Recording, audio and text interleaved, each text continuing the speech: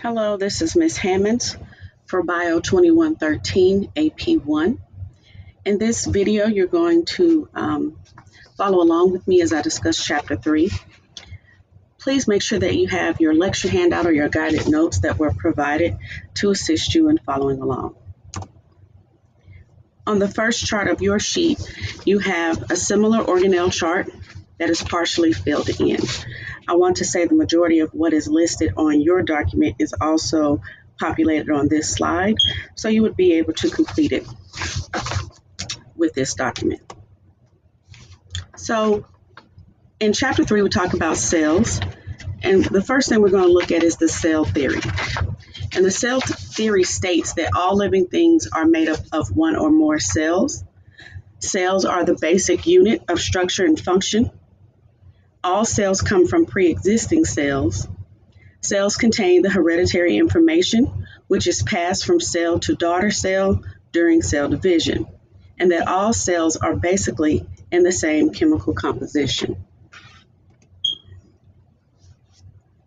On this slide, we're looking at three of the main parts of a cell.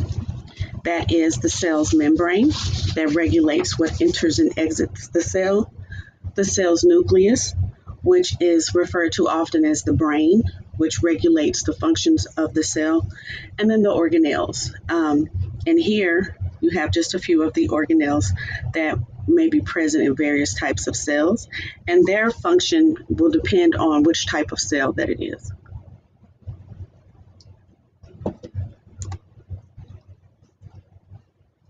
One of the first things that we discussed was the cell membrane, which may also be referred to as the plasma membrane. This structure is depicted in a fluid mosaic model. It shows the structure of the plasma membrane and its components, including phospholipids, cholesterols, protein and carbohydrates.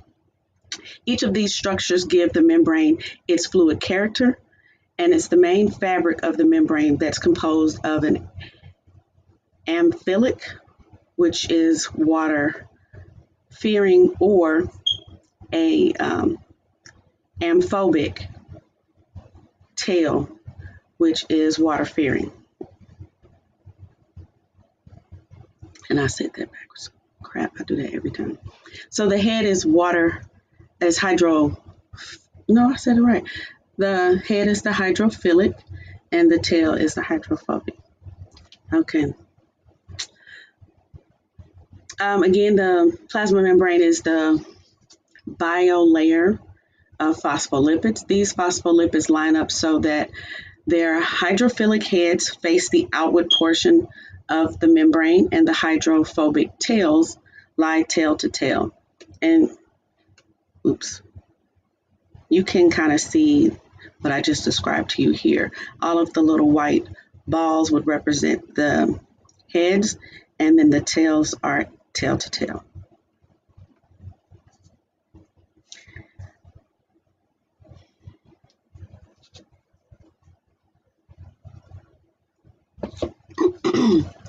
So the cell membrane components, there are several. Some that we will look at are the peripheral membrane proteins, integral membrane proteins, glycolipids, and glycoproteins.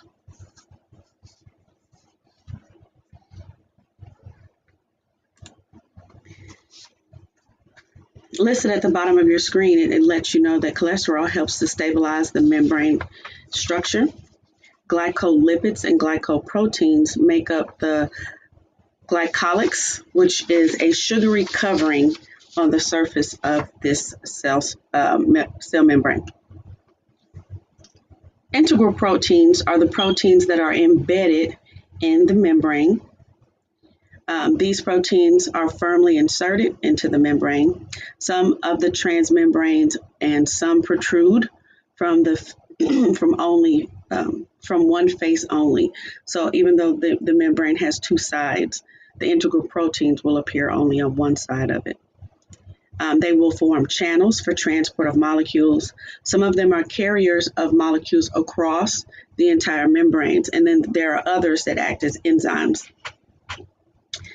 Some again, are receptors for hormones, and then they also have a role as chemical messengers. Peripheral proteins are just that. They're on the peripheral side of the membrane. They are not embedded in the bilayer.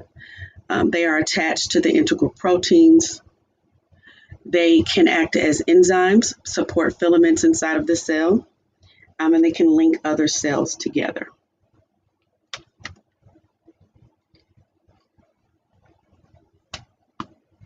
Excuse me. Cell junctions are different methods of holding cells together. There are 3 cell junctions that we will look at in this chapter. They are tight junctions, desmosomes, and gap junctions.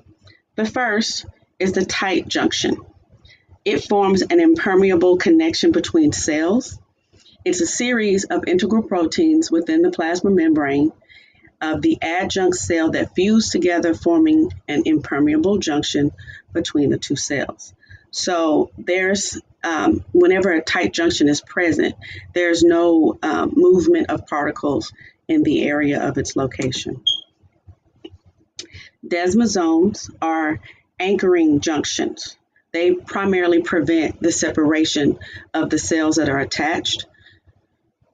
They have mechanical couplings that are scattered like rivets along the side of abundant cells to prevent separation.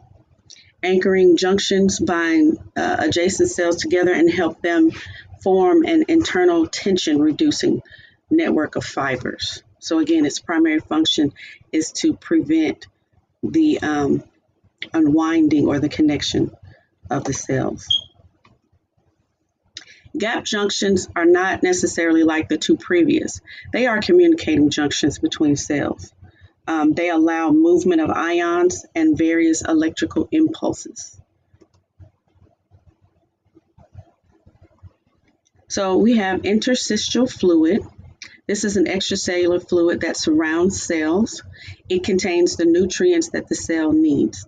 Some of those nutrients are amino acids, vitamins, neurotransmitters. It also houses the waste product that leaves the cell until it's been expelled.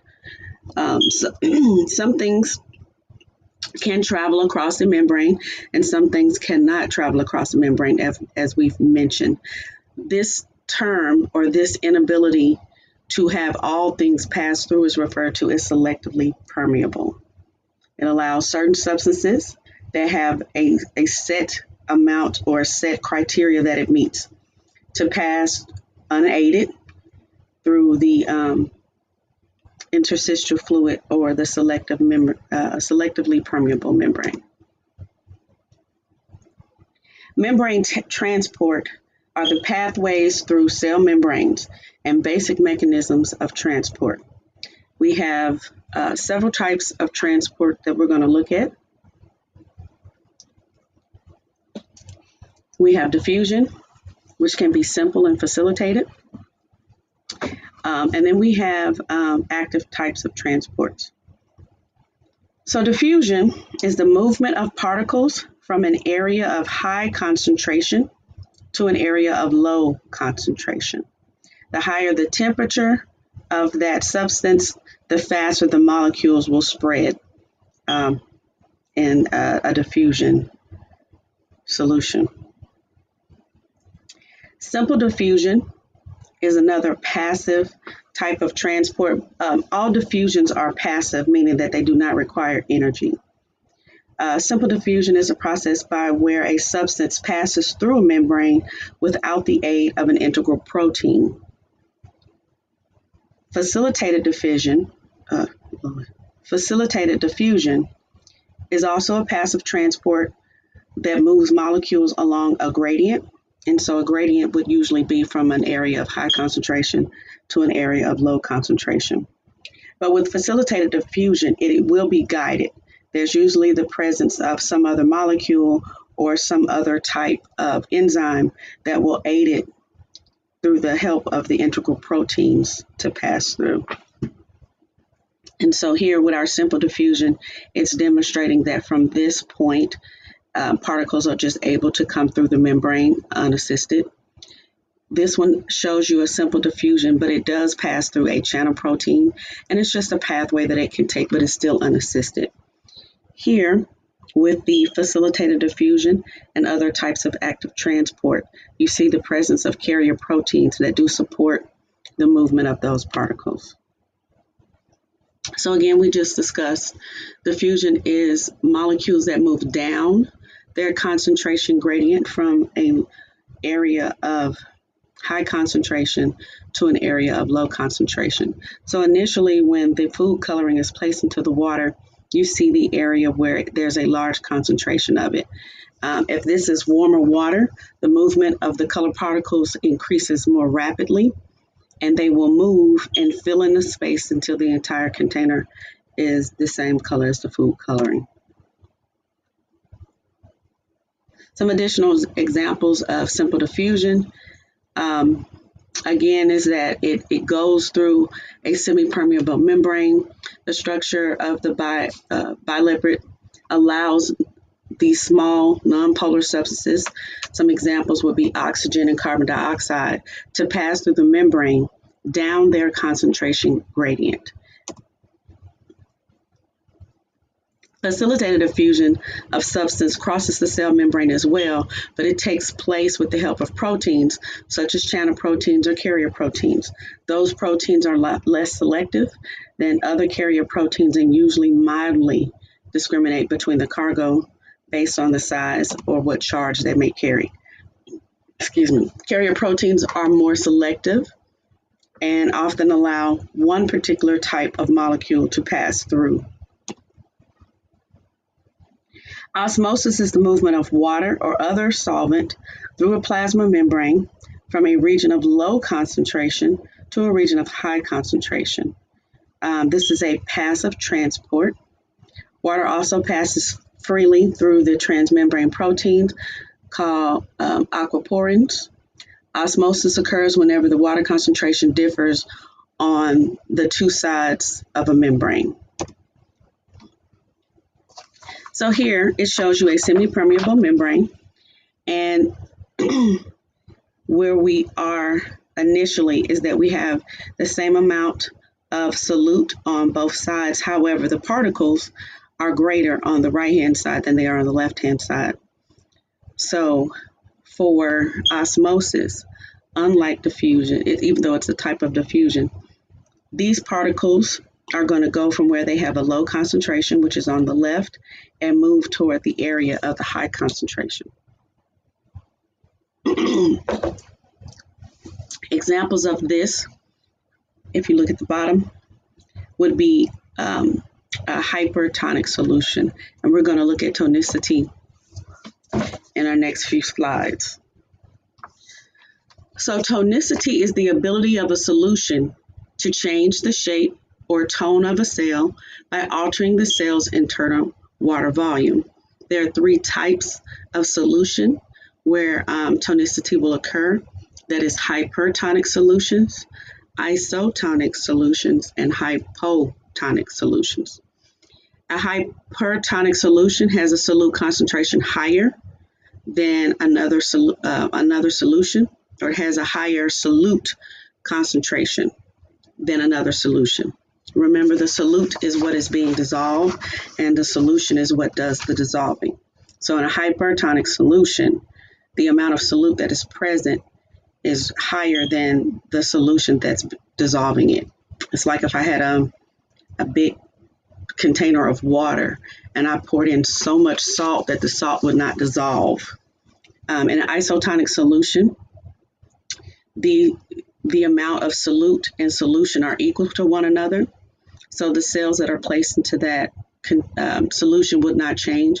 I didn't mention that in a hypertonic solution, because the solute is greater, it's going to move out of the cell to the greater amount of water present, so the cell will shrink. In a hypotonic solution, it's the opposite. It has a solute concentration that's lower than the other solution, and so the cell will begin to swell or increase in size.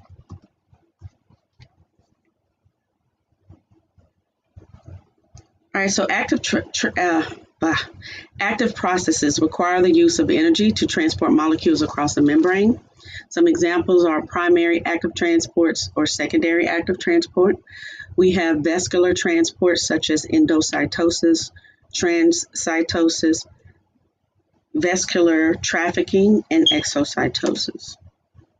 In primary active transports, the hydrolysis of ATP results in the phosphorylation of the transport proteins. This causes the protein to cause its shape, to change its shape so that it can pump the solute across the membrane. This allows the solute to be moved against the concentration gradient. The most notable of these pumps is the sodium-potassium pump. So again, active transport processes use ATP. Energy is required, which is why it's referred to as active, because it cannot just move on its own accord. It has to have some support and energy for the carrier proteins that are assisting it in moving the particles. The sodium-potassium pump is found in many of the cells, also referred to as the plasma membrane. Again, it is powered by ATP. This pump moves sodium and potassium ions in opposite directions. Each of them is going against its concentration gradient, hence the term active transport. In a single cycle of a pump, 3 sodium ions are excluded or moved from within the cell, and 2 potassium ions are imported or moved into the cell. An example of a secondary active transport is one where the solute against the concentration gradient is transported by using energy generated by that gradient from another solute transport. And here in this example, you see sodium ions are being transported into the cell through the cell membrane. Or for every one that's coming in, it's pumping out 3. And you have potassium also located here. This is a imagery of a sodium-potassium pump.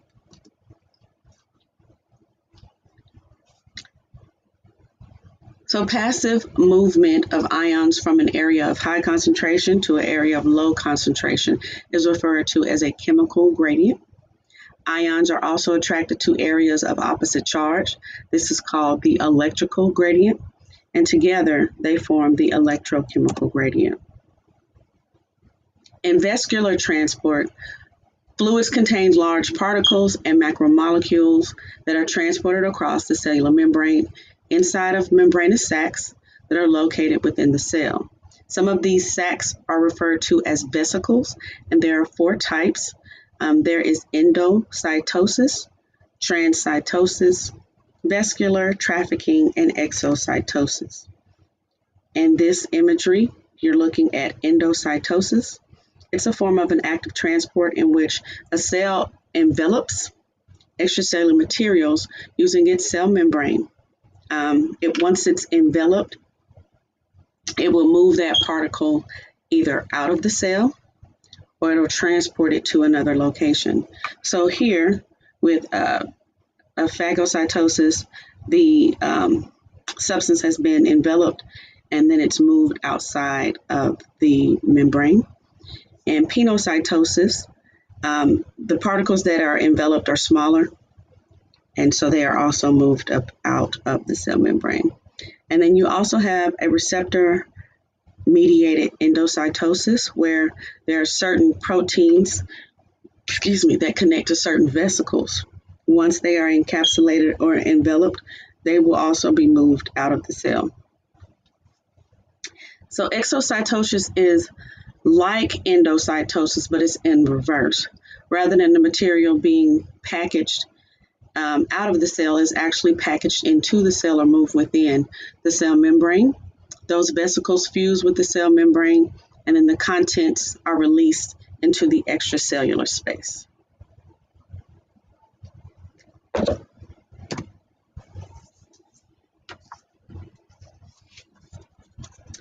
So resting membrane potential is something we will look at once we get into talking about muscles and muscle contraction. But Every active cell, one that will produce a membrane potential, which is a voltage across the membrane, has a resting membrane potential. So voltage is the energy that results from the separation of oppositely charged particles. In your house, electrons; in the cell, ions that are separated by the plasma membrane. In the resting state, all body plasma membranes exist in a resting membrane potential. For this reason, all cells are said to be polarized. In this imagery, you have electrolytes. Here you have your sodium chloride in a positively charged area, your plasma membrane. And then here, the cytosol, we have several different types of ions that are present. Earlier, we talked about receptors that are located within the membrane. Membrane receptors are different types of proteins that bind and aid in the function of contact signaling and chemical signaling. Contact signaling is where cells come together and touch each other to recognize each other. Chemical signaling in plasma membrane is controlled by receptors that bind to ligands. And ligands are chemicals that bind specifically to certain plasma membrane receptors. Some examples of ligands are neurotransmitters. They're associated with your nervous system. You have hormones that are associated with the endocrine system signals, and paracrines, which are chemicals that act locally and are rapidly destroyed.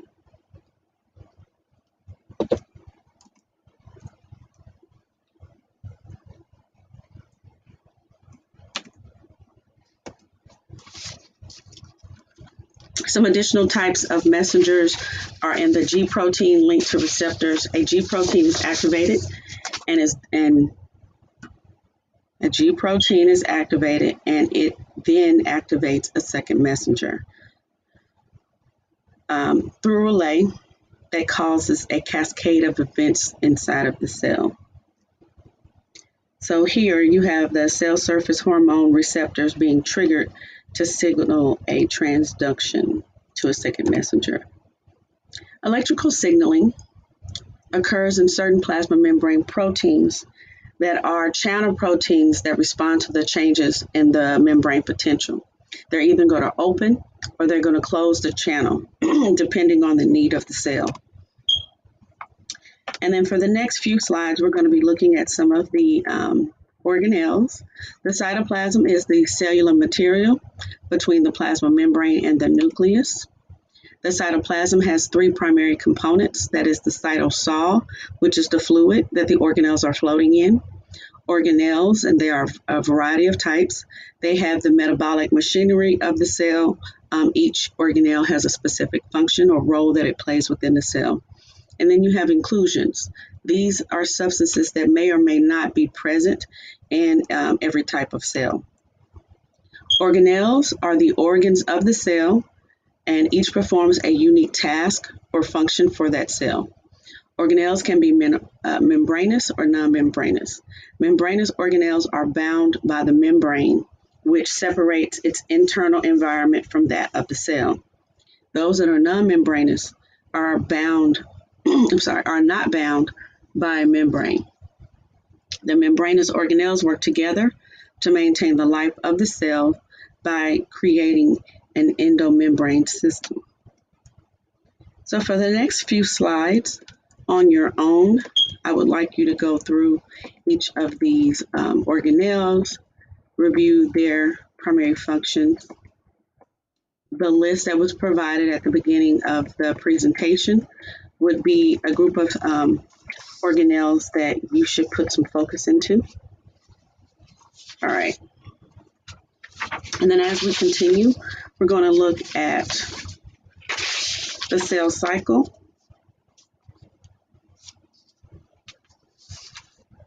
All right, so the cell cycle is a series of changes that the cell goes through from time to time as it is formed and reproduces. The cell cycle is broken down into the interphase process and then the steps of mitosis.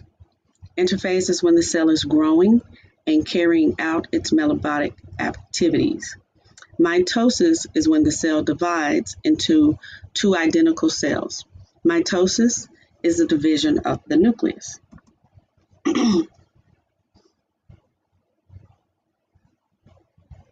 All right, during interphase, as we mentioned, the cell will grow and DNA is replicated.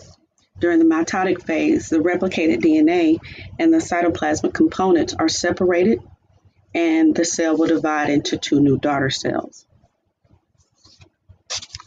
So here, G stands for growth. So during interphase, you will have two growth phases. During the first one, the first one, there's a synthesis phase where the DNA replication is occurring, and then there's a second growth phase in preparation for mitosis. And then once you are in mitosis, you have four phases that go through the process of cell division: prophase, metaphase, anaphase, telophase, or telophase. Once you've reached cytokinesis, the presence of two new daughter cells have occurred. Excuse me. So prophase is the stage of mitosis during which chromosomes will condense and the mitotic spindle begins to form. In metaphase, this is where the chromosomes are aligned at the center, or they line up on the metaphase plate. In anaphase, this is where the sister chromatids are separated from each other and they begin to move away from their attachment site. In telophase, this is the stage where the chromosomes arrive at opposite poles. They decondense and are surrounded by a new nuclear envelope. And again, cytokinesis is the actual division of the cytoplasm. This occurs after mitosis has completed all of its steps and the two new daughter cells have formed. Excuse me.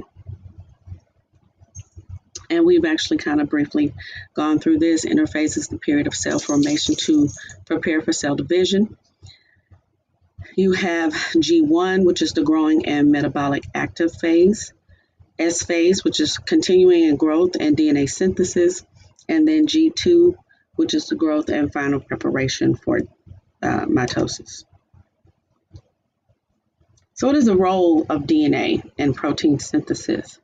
So DNA replication is a process where DNA makes an identical copy of itself so that each daughter cell is genetically identical. DNA serves as a master blueprint for protein synthesis. DNA has a division of functional groups, which we refer to as genes. And a gene is a segment of DNA that codes for a functional product.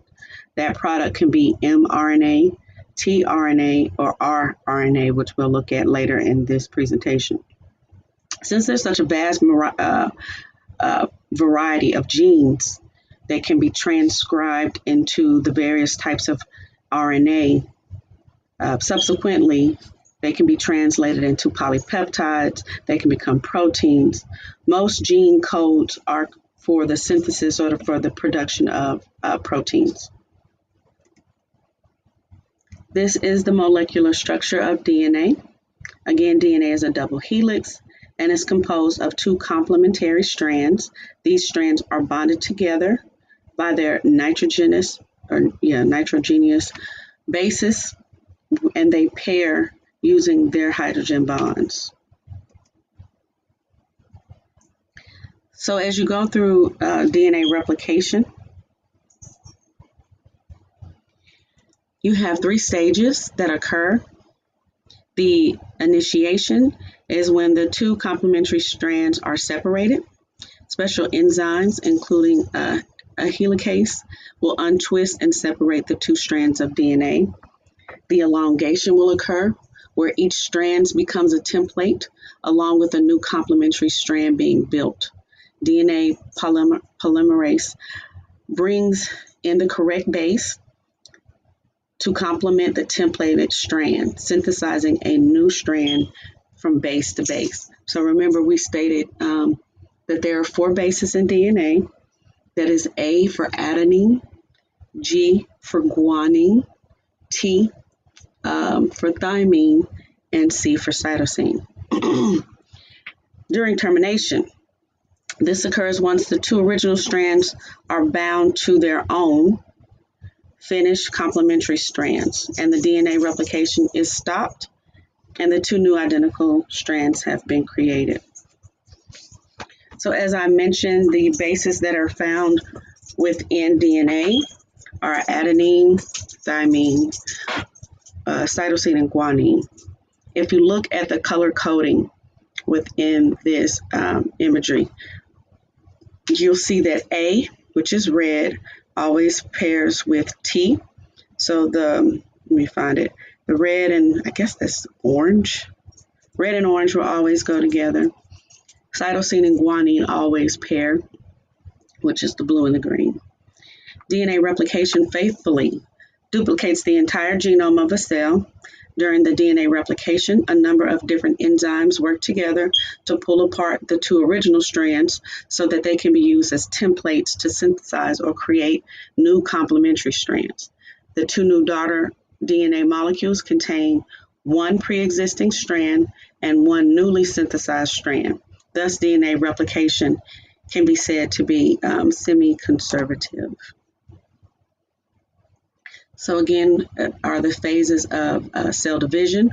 Mitosis is the division of the nucleus and has 4 phases.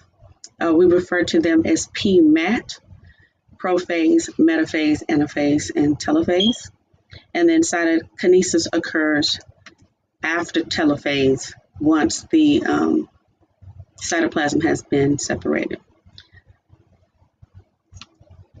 All right, so for time's sake, I'm just going to go ahead and dive into protein synthesis. So your body uses proteins to build and repair tissues. You also use proteins to make enzymes, produce the hormones that your body has, and other body chemicals. Protein is an important building block of bones, muscles, cartilage, skin, and blood. Protein synthesis is one of the most fundamental biological processes by which individual cells build their specific proteins. Within the process is involved with DNA, which stands for deoxyribonucleic acid, and it also will have different functions for RNA, which is ribonucleic acid. The process is initiated in the cell's nucleus, where specific enzymes will unwind the DNA. This DNA is going to be separated, and then the creation of a new complementary strand will continue. In the event that RNA molecules have moved in to take one of those strands and now create either an mRNA, a tRNA, or rRNA, the molecules will then move from the nucleus to the cell's cytoplasm, where the actual process of protein synthesis can take place. So this is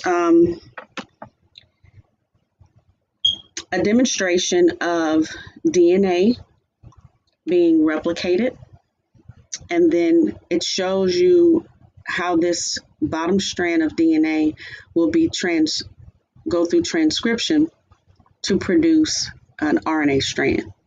And then that RNA strand will go through translation to create an amino acid or a specific protein type. So as we mentioned, DNA has 4 nucleotide bases that provide the genetic alphabet for creating proteins.